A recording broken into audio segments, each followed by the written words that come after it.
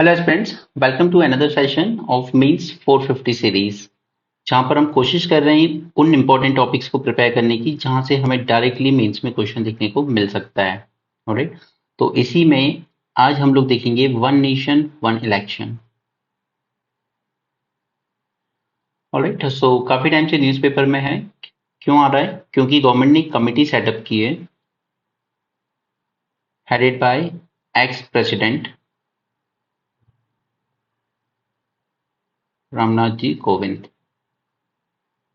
Alright, जो examine करेगी कि इसकी फिजिबिलिटी क्या है, क्या ये पॉसिबल है करना, और अगर करना है तो इसमें क्या स्टेप्स लेने की ज़रूरत है और क्या इसमें चैलेंजेस आएंगे। राइट, तो हम इन्हीं को वन बाय वन एनालाइज करेंगे इसमें। अब ऐसा नहीं है कि ये फर्स्ट टाइम हो रहा है। 1967 तक जितने भी इलेक्शन हुए थे, दैट इज 52, 57, 62 एंड 67, ठीक है, ये जो अर्लीस्ट 4 इलेक्शन हुए थे हमारे लोकसभा के, ये सब साइमल्टेनियस ही हुए थे। ऑलराइट, तो ऐसा नहीं है कि हम पहली बार ऐसा कुछ करने की कोशिश कर रहे हैं, तब तक साथ में ही होते थे। तो ये एक लॉजिक दिया जाता है, जब उस वक्त कर सकते हैं तो अब क्यों नहीं। तो उस वक्त करने के देखिए दो रीजन ये भी देखिए कि उस वक्त वोटिंग एज थी 21 ईयर। राइट, आपको पता होगा। And 61st constitutional amendment act से हमने ये वोटिंग एज रिड्यूस करके कर दी 18 ईयर्स। क्लियर? दूसरा, उस वक्त इंडिया की पॉपुलेशन रही होगी ऑलमोस्ट नियर अबाउट 30 करोड़। ठीक है, तो इसमें से 21+ वोटर्स, तो वो बेस भी काफी कम रहा होगा। तो आप मान सकते हैं कि उस वक्त वोटर बेस भी काफी कम था। तो ये दो फैक्टर हैं जिस वजह से शायद उस वक्त साइमल्टेनियस इलेक्शन कराना was bit easy compare to today, क्योंकि आज हमारे वोटर्स हैं ऑलमोस्ट 80 to 90 करोड़।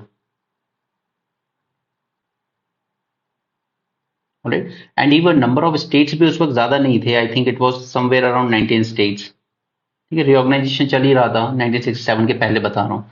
ठीक है, आज हमारे पास नंबर ऑफ स्टेट्स भी 28 स्टेट्स हैं, प्लस यूटीज है जहाँ इलेक्शन होते हैं, जैसे दिल्ली में होंगे। ठीक है, दिल्ली, पुडुचेरी, अगर जम्मू एंड कश्मीर में हुए अगर पॉसिबल तो शायद वहां भी। ठीक है, तो उस वक्त ये लॉजिक देकर कि पहले करवा सकते हैं तो अब भी करवा सकते हैं, ये लॉजिक ठीक नहीं है। व्हाट आई मीन टू से is okay. So it was 178th law commission of India जिसने ये रेकमेंड किया था कि इलेक्शन साइमल्टेनियस होने चाहिए। बार बार इलेक्शन आते हैं हर साल अलग अलग स्टेट्स में, तो उससे पूरी आप कह सकते हो पूरी गवर्नेंस पर इम्पैक्ट पड़ता है। Alright, and this law commission gave its report इन 1999। उसके बाद रिसेंटली बात करें तो पार्लियामेंट्री स्टैंडिंग कमेटी, इसने भी रेकमेंड किया था 2015 में that India should try the feasibility of simultaneous elections. और अगर वर्ल्ड ओवर हम देखें तो सिर्फ 3 ही कंट्री ऐसी हैं, एक है बेल्जियम, एक है स्वीडन एंड साउथ अफ्रीका, जो साइमल्टेनियस इलेक्शन कराते हैं। साइमल्टेनियस से मतलब है कि आपकी सभी स्टेट लेजिस्लेटिव असेंबलीज का और स्टेट लेजिस्लेटिव असेंबलीज एंड आपकी पार्लियामेंट्री इलेक्शंस, ठीक है, ये साइमल्टेनियसली होते हैं एक साथ। यानी कि इनकी जो साइकिल भी होगी 5 ईयर की टेन्योर, वो मतलब इन सिंक होनी चाहिए। ठीक है, 1967 में डिस्टर्ब हुआ था due to fault of again Pandit Nehru itself, because इन्होंने कहीं ना कहीं केरल की कम्युनिस्ट गवर्नमेंट को डिसमिस कर दिया था। राइट, वो भी बेवजह। उसके बाद फिर जो 1972 में लोकसभा इलेक्शंस होने थे, इसको इंदिरा गांधी जी ने प्रीपोन करवा लिया था, जल्दी करवा लिए थे। वो कंपल्शन था, उनका रीजन था बिकॉज बाय 1971 मार्च से ये बांग्लादेश वाला इशू बहुत ज्यादा इंपॉर्टेंट बन गया था। इस टाइम पे ऑलमोस्ट 1 से 2 करोड़ बांग्लादेशी इंडिया में आ चुके थे। अब आप इनको मार तो सकते नहीं, आप उनको अवॉइड भी नहीं कर सकते। तो असम और पूरा नॉर्थ ईस्ट रीजन डिस्टर्ब हो रहा था फिर से, इंक्लूडिंग बंगाल।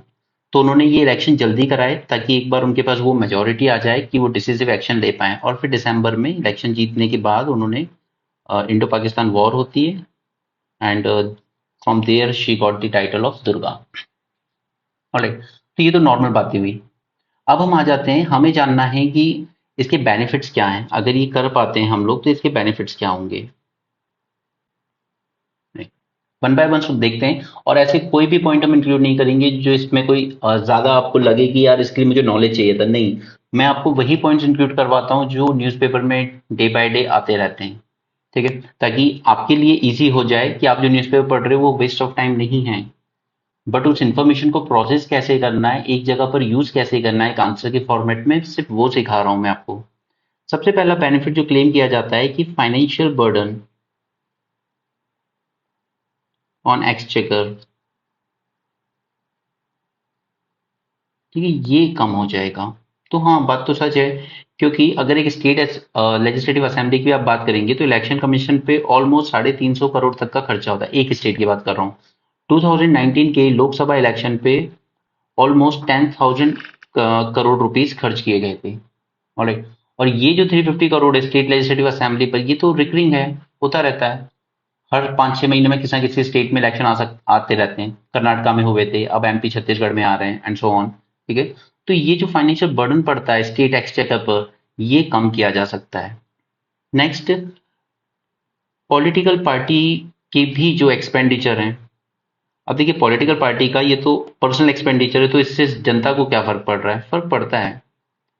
पॉलिटिकल पार्टीज के एक्सपेंडिचर अगर कम होंगे तो अल्टीमेटली ये सारा पैसा आता कहाँ से? डोनेशन से। ये पॉलिटिकल पार्टीज कहाँ से लाती हैं? डोनेशन से, जो किसी ना किसी फॉर्म में पब्लिक से ही लिया जाता है। ऑलराइट, तो इस तरह के फालतू के डोनेशंस वगैरह में कमी आएगी। नेक्स्ट, इसका इम्पैक्ट हमें मिल सकता है गवर्नेंस पे,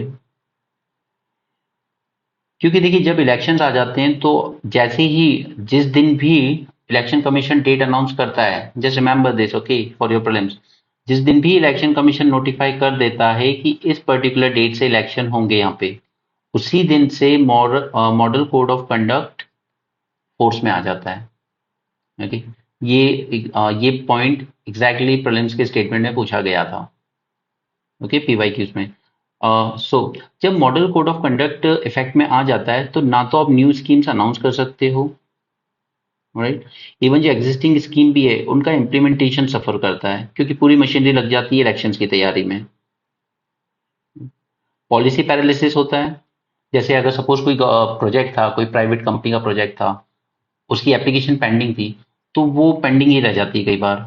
ओके, एक तरह से पॉलिसी पैरालिसिस क्रिएट हो जाता है, क्योंकि देखिए अगर कोई माइनिंग प्रोजेक्ट आया है किसी ट्राइबल एरियाज में या फॉरेस्ट एरिया में, तो उस एप्लीकेशन को जानबूझकर उस वक्त प्रोसेस नहीं किया जाता है कि यार अभी इलेक्शंस हैं, ये एक इशू बन जाएगा ऑपोजिशन के पास कि ये तो देखिए ट्राइबल्स को हॉन्ट कर रहे हैं या जो स्लम्स हैं उनको डिस्ट्रॉय कर रहे हैं, ठीक है। तो उस वक्त पर गवर्नमेंट कोई भी डिसीजन लेने से बचती है, तो एक तरह का पॉलिसी पैरालिसिस क्रिएट हो जाता है, जो कि हमने 2013 के आसपास बहुत अच्छे से देखा था। दूसरा, all these election rallies and all these things disrupt public life, okay, or you can say disrupt normal public life. तो दिस इज वन इशू। अब सारी स्टेट मशीनरी लग जाती है आपकी इलेक्शंस में, ठीक है, इवन स्कूल्स, गवर्नमेंट स्कूल्स के टीचर्स, कॉलेज के टीचर्स, ये सब, ठीक है। तो अल्टीमेटली हमारे पूरे एडमिनिस्ट्रेशन की एफिशिएंसी सफर करती है। अगर ये 5 साल में एक बार हो तो फिर भी ठीक है, we can bear it, but जब ये सब बार बार होता है तो ये अच्छी बात नहीं है, राइट। क्योंकि देखिए अभी एमपी में इलेक्शंस होंगे दिसंबर के अराउंड, उसके बाद फिर अप्रैल मई में लोकसभा इलेक्शन जाएंगे, तो एमपी की पूरी गवर्नेंस, पूरी मशीनरी अभी डिस्टर्ब होगी, फिर 4-6 महीने बाद दोबारा डिस्टर्ब होगी, राइट। सो ये चीज हमें बचाती है अगर हम वन नेशन वन इलेक्शन की तरफ जाते हैं। अभी हम इसके चैलेंजेस और इसकी ये भी देखेंगे कि इसके लॉसेस क्या हैं, ठीक है। ऐसा भी नहीं है कि सब चीज़ अच्छी है, so don't be too quick to जज। मेरी तबीयत थोड़ी ठीक नहीं है, इसलिए शायद आपको वॉइस क्लैरिटी उतनी अच्छी नहीं आ रही होगी, so I am sorry for that. But मैं इस टॉपिक को और ज़्यादा डिले नहीं करना चाहता था, क्योंकि इसके बारे में जितनी बातें आनी थी न्यूज़पेपर में वो आ चुकी है। कल से सेशन शुरू हो जाएगा पार्लियामेंट का, तो फिर मेरे पास टाइम नहीं होता ये समझाने का आपको, ठीक है। फिर उसमें जो भी नए कॉन्स्टिट्यूशनल एंगल्स निकल के आएंगे, फिर हम उसको इसी के साथ ऐड करते चलेंगे। इसलिए मैं आपसे कहता हूँ हमेशा अपने नोट्स हैंड रिटन बताइए। Okay, next is security forces का डिप्लॉयमेंट। नो यू नो कि अलग अलग स्टेट से पुलिस फोर्सेस मोबिलाइज की जाती है, ठीक है। और even not just police forces but also CRPF को भी पोस्ट किया जाता है यहाँ पर। ठीक है। तो इन सबका मोबिलाइजेशन, फिर उनका आके उनका स्टे, उनका रहना खाना, वो सब, तो अगेन वो भी एक स्टेट पे खर्चा पड़ता है। और अगर आपने सीआरपीएफ को पूरे इंडिया में इलेक्शन एक साथ हो रहे हैं, आपने सब जगह लगा दी, बंगाल में लगा दी, उड़ीसा में लगाई, झारखंड में, तो ऐसे टाइम पे नक्सलाइट्स के अगर अटैक हो गए तो उसकी रिस्पॉन्सिबिलिटी कौन लेगा? ठीक है। तो कहीं ना कहीं ये सीधे सीधे हमारी सिक्योरिटी पे इम्पैक्ट कर सकता है, इंटरनल सिक्योरिटी पे, अगर हम पूरे नेशन पे एक साथ इलेक्शन कराने चले गए तो। Next was black money circulation. हमें पता है, ये फैक्ट है, चाहे कोई कितना भी इसको डिनाई कर ले पॉलिटिकल पार्टीज, बट इलेक्शन के टाइम पर बहुत ज़्यादा ब्लैक मनी सर्कुलेशन होता है बाय एवरीवन। कैंडिडेट्स भी करते हैं, राइट, पॉलिटिकल पार्टीज भी करती हैं, क्योंकि कैंडिडेट्स पर तो फिर भी एक लिमिट है कि आप इतना खर्च कर सकते हो सिर्फ अपने इलेक्शन में, इतने लाख रुपए। बट पॉलिटिकल पार्टीज के एक्सपेंडिचर पर कोई लिमिट नहीं है, remember this point. Okay, political parties के एक्सपेंडिचर पर कोई लिमिट नहीं है। सो ब्लैक मनी जम के सर्कुलेट होता है। फिर जब इलेक्शन आते हैं बार बार, तो गवर्नमेंट क्या करती है, पॉपुलिस्ट मेजर्स की तरफ जाती है कि लॉन्ग टर्म का छोड़िए, अभी पॉपुलिस्ट मेजर्स देखते हैं पहले, ताकि वोट जीत सकें हम लोग। ठीक है, क्योंकि उनका गोल ये होता है कि हमें ऐसी चीजें करनी है जो हमें इमीडिएट इलेक्टोरल गेन दे जाए, versus any long term program के बारे में वो नहीं सोचते। जैसे फॉर एग्जाम्पल अभी प्रधानमंत्री जी ने 200 रुपये सिलेंडर पे कम किए, राइट, ठीक है, जेन्युइन थे, करने तो जरूरत थी क्योंकि बहुत ज्यादा महंगा हो रहा था। बट कहीं ना कहीं है तो पॉपुलिस्ट मेजर ही, कि मुझे थोड़ा वोट वगैरह देखना है, क्योंकि ये अगर 4-5 स्टेट जो आ रहे हैं ये बहुत इंपॉर्टेंट है इस वक्त, जो सेंटर में जो गवर्नमेंट पावर में है उसके लिए बहुत इंपॉर्टेंट है ये इलेक्शन। ठीक है, तो आपको पॉपुलिस्ट मेजर्स की तरफ जाना पड़ता है। For example MP government, Madhya Pradesh में there is a direct cash transfer to women, right, 1000 rupees per month सबको दिए जा रहे हैं। उसी तरीके से इलेक्शन आते हैं स्पेशली पंजाब साइड, तो आपको लोन वेवर जैसी चीजें प्रॉमिस की जाती है जो कि सीधे सीधे हमारे फाइनेंशियल सिस्टम को अफेक्ट करती हैं, राइट। तो ये बार बार इलेक्शन आने की वजह से भी पॉपुलिस्ट मेजर हमारी इकोनॉमी को डैमेज पहुंचाते हैं। कि हम एकदम सिंपल पॉइंट्स रख रहे हैं ताकि आपको याद रखने में भी इजी रहे और आपको मार्क्स भी अच्छे मिले।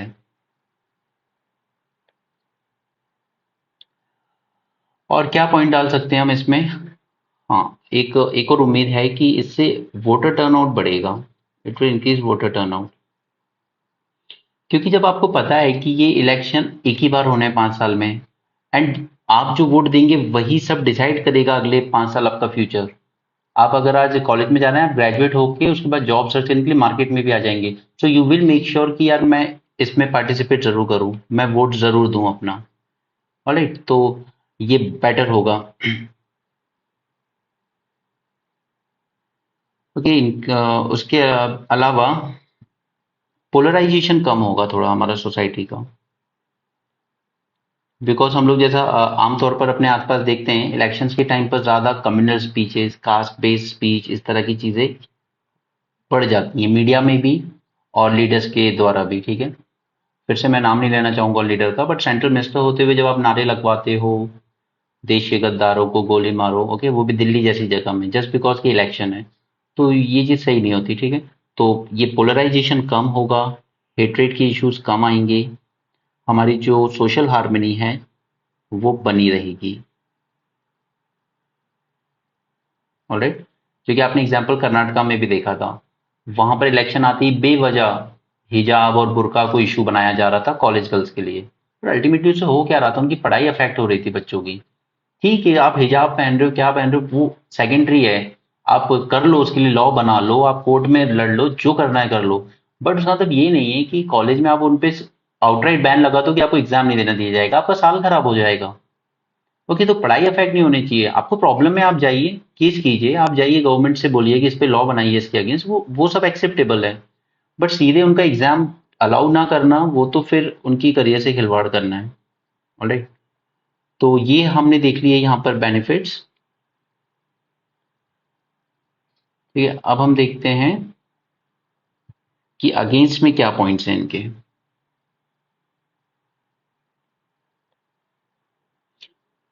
हमने जरूरत से थोड़े ज्यादा पॉइंट ही डिस्कस करें। आप कम भी रखोगे तो भी चलेगा, क्योंकि आपको जितने मार्कर का क्वेश्चन आएगा, आप अगर 5-5 पॉइंट दोनों के फेवर और अगेंस्ट में याद रख लोगे ना, उतने में भी आपका काम बन जाएगा। हमने तो काफी सारे पॉइंट देख लिए, 1 2 3 4 5 6 7 8, ओके काफी है।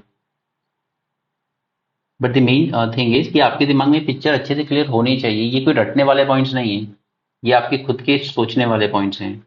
इसे ब्रेनस्टॉर्मिंग ही है जो आपको ये एग्जाम क्लियर कराएगी। नोट्स या इसे मैं पीडीएफ देने देता ही नहीं हूँ।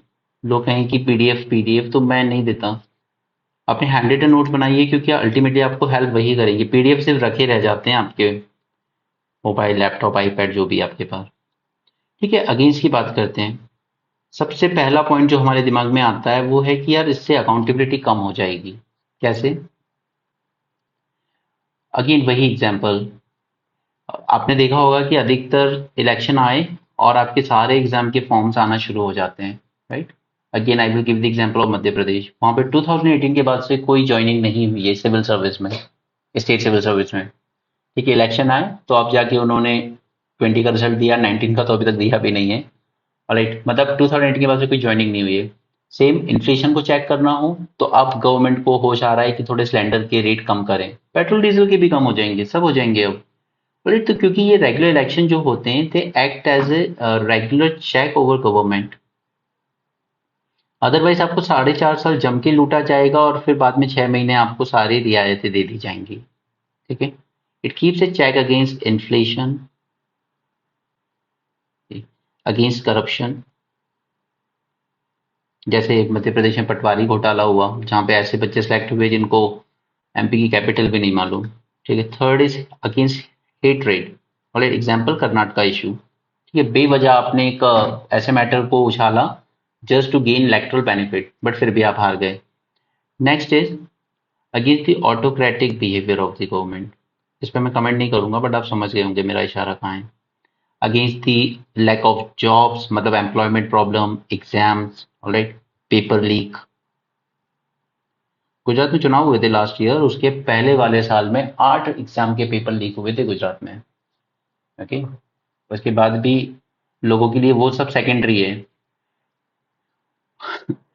सॉरी, आप ये मत सोचिए कि मैं अपने पर्सनल थॉट्स बता रहा हूँ, बट जितना मैं स्टूडेंट से इंटरेक्ट करता हूँ, we were discussing about this issue going on in Madhya Pradesh, and one of the student said, sir अगर बीजेपी हार गई तो फिर हिंदुत्व का क्या?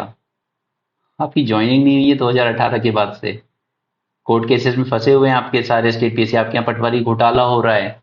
स्टूडेंट 6th रैंक थी कोई लड़की, उसने खुद आके कहा हमें 15 लाख में पेपर मिल गया था।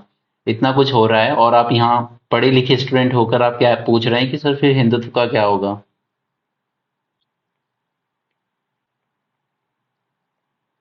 ओके सर, पहले ये देखिए जॉब्स वगैरह। That Unacademy teacher Sangwan, he was not wrong जब उसने वो बात कही थी, ही वॉज एब्सोल्युटली राइट कि पढ़े लिखे स्टूडेंट्स भी कई बातें समझ नहीं पा रहे हैं कि उनके साथ गलत हो रहा है। एनीवे, नेक्स्ट है कि ये फेडरल पावर को अंडरमाइन करता है। फेडरलिज्म आप समझ सकते हो क्या है। फेडरलिज्म अगर आपने कॉन्स्टिट्यूशन में पढ़ा होगा तो federalism is division of power between state and centre. ठीक है, डिवीजन से मतलब है कि कॉन्स्टिट्यूशन आप अलग से आपको अपना स्फीयर, अपनी पावर देता है दोनों को। ठीक है, यूनिटरी जो सेटअप होता है उसमें यह होता है कि सारी पावर होती है सेंटर के पास, सेंटर से पावर ड्राइव करते हैं स्टेट्स। ठीक है, कॉन्स्टिट्यूशन अलग से पावर नहीं देता है यूनिटरी सेटअप में स्टेट्स को, बट फेडरलिज्म में स्टेट को अपनी अलग पावर, फंक्शंस, डोमेन, ये सब अलग से दिए जाते हैं। ऑलराइट, तो ये अगर हम वन नेशन वन इलेक्शन कराते हैं तो कहीं ना कहीं थोड़ा सा फेडरलिज्म के अगेंस्ट इसलिए जाता है क्योंकि जब नेशनल इलेक्शन भी हो रहे होंगे तो जो लोकल इश्यूज हैं वो थोड़े अंडरमाइन हो जाएंगे। राइट, फिर लोगों को ये दिखेगा फॉरेन पॉलिसी कितनी अच्छी चल रही है हमारी मोदी जी के अंडर में। ठीक है, पाकिस्तान के साथ क्या एटीट्यूड रखा है, किस तरीके से एलओसी पर इन्फिल्ट्रेशन को रोका गया है, ये इशू दिमाग में आ जाते हैं। बट जो लोकल इश्यूज हैं कि आपको आपके एग्जाम्स में धांधली हो रही है, ओके, करप्शन चल रहा है आपके स्टेट में, आपकी स्टेट में बनाए हुए रोड ब्रिज जिनमें लाखों करोड़ लगाए गए वो उखड़ रहे हैं आपके, वो एक बरसात नहीं झेल पाते, ये आपके पेपर लीक होते हैं। तो ये इश्यूज अंडरमाइन हो जाएंगे कहीं ना कहीं, ओके, नेशनल इश्यूज के अंडर में। दूसरा, तो ऐसे में क्या होता है कि जो रीजनल पार्टीज हैं वो थोड़ा लॉस पे चली जाती हैं।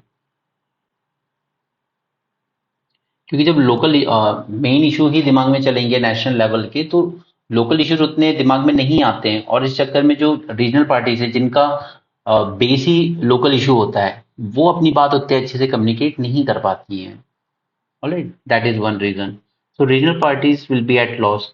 एंड सिमिलरली रीजनल पार्टीज के पास उतना मनी पावर भी नहीं होता है जितना कि नेशनल पार्टीज के पास होता है, और ना ही इनकी इलेक्शन स्ट्रेटेजीज उतनी ब्रॉड होती हैं। वो लोकल इश्यूज पर ही बात करते हैं, तो फिर लोग कहने लगते हैं कि छोटी बातें छोड़ो, देश के बारे में सोचो। देश के बारे में सोचो, वो अपनी जगह ठीक है, बट आप अपने एम्प्लॉयमेंट के बारे में भी सोचिए। अगर आपके इतनी मेहनत करने के बाद आपके एग्जाम्स के पेपर लीक होते हैं, आपकी सीट्स पे की जाती है, या इंटरव्यू में आपके साथ डिस्क्रिमिनेशन किया जाता है, तो वो लोकल इशू भी सोचना आप ही का काम है। इसके अलावा हाँ, एक और चीज कि इसमें अभी तक लोकल इलेक्शन को इंक्लूड करने की बात नहीं की गई है। Exclusion of local elections, right, जो हमारी अर्बन लोकल बॉडीज हैं, पंचायती राज इंस्टीट्यूशंस हैं। तो अगर सपोज कि अगर हम वन नेशन वन इलेक्शन करा भी रहे हैं, लेकिन फिर इन इन बॉडीज के इलेक्शन अलग से कराएंगे, तो it will automatically nullify all the gains. तो फिर वन नेशन वन इलेक्शन का जो गेन था वो ऑलमोस्ट नलीफाई हो गया। फिर वापस से सारी स्टेट मशीनरी इलेक्शन में लग जाएगी, और ये सारे सरकारी स्कूल के टीचर, कॉलेज के टीचर, ये सब उसी में लग जाएंगे, राइट। तो ये हो गए कुछ पॉइंट्स अगेंस्ट में। अब हम देख लेते हैं चैलेंजेस। ये सबसे इंपॉर्टेंट एस्पेक्ट है इस पूरे टॉपिक का, चैलेंजेस। बेनिफिट आपसे पूछे जाएं ना पूछे जाएं, बट आपसे चैलेंजेस जरूर पूछे जाएंगे।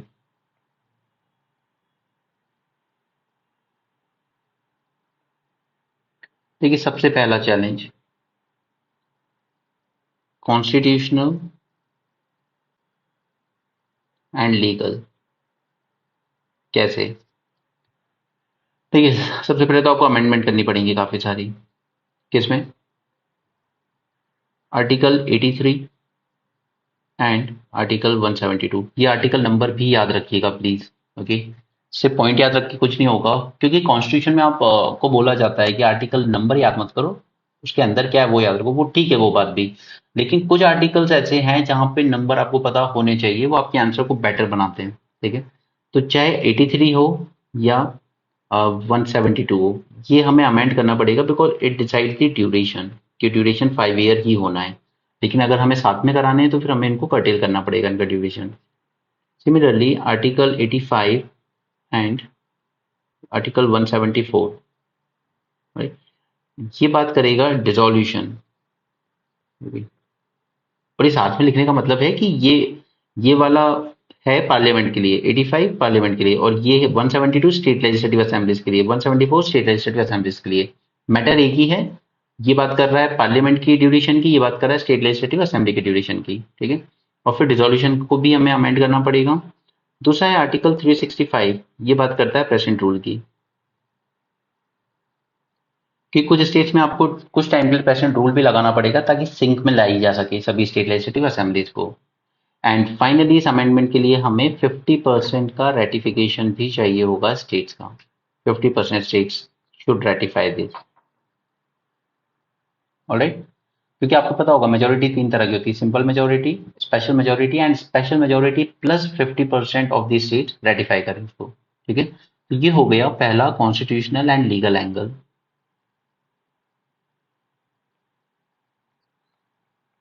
This is the first challenge. Sorry.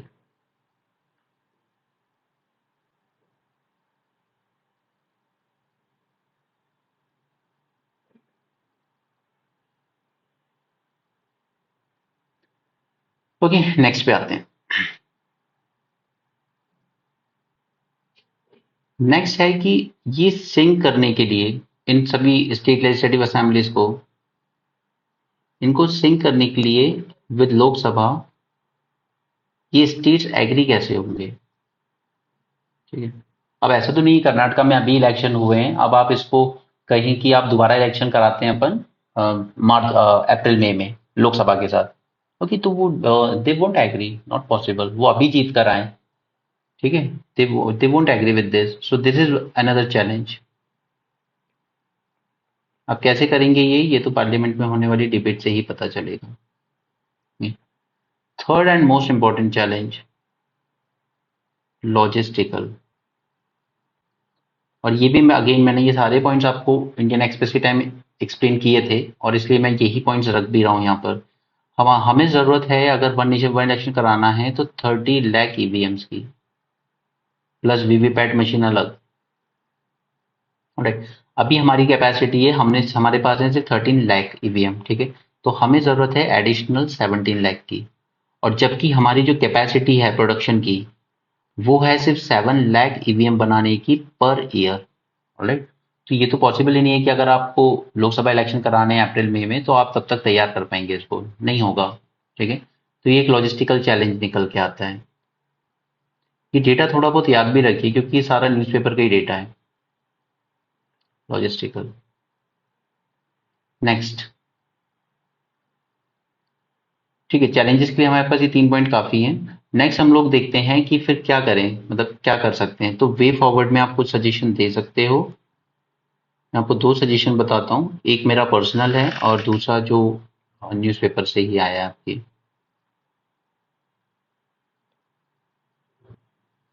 देखिए फर्स्ट, सबसे पहले तो आपको कपल करना होगा। किस चीज़ को?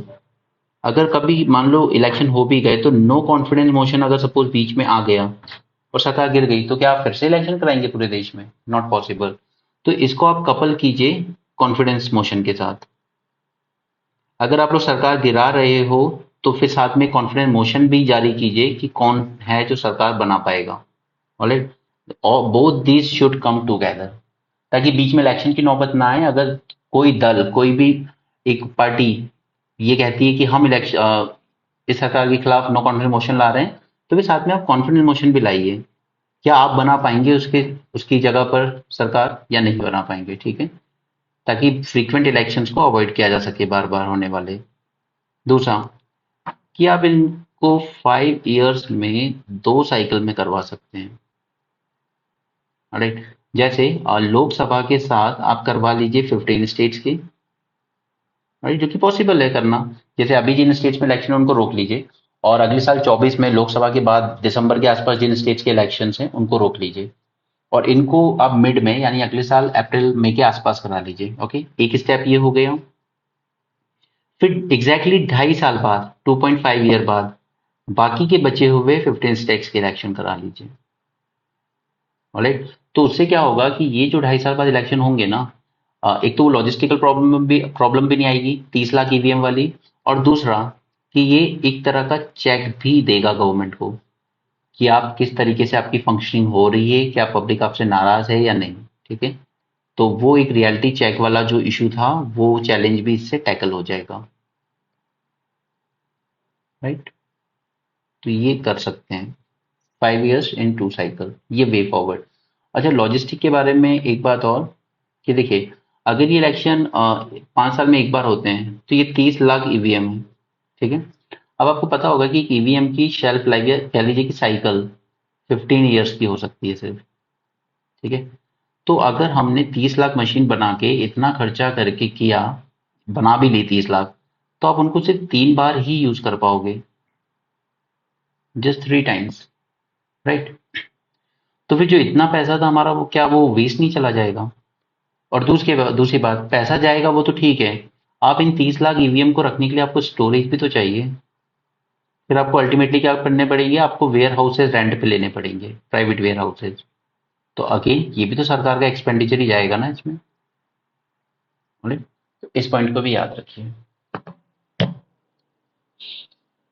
ओके, सो हमने चैलेंजेस देख लिए, वे फॉरवर्ड देख लिए, फॉर एंड अगेंस्ट में कुछ बातें देख ली, ठीक है। रिकमेंडेशन किस किसने दिया था हमने वो देख लिया। ये दोनों रिकमेंडेशन जरूर कोट कीजिएगा, अदरवाइज आपका आंसर्स के बिना इनकम्प्लीट है। This one and this one. And world over सिर्फ 3 कंट्रीज करवाती हैं अभी, India can be the fourth one अगर हम लोग करवाते हैं तो, ठीक है।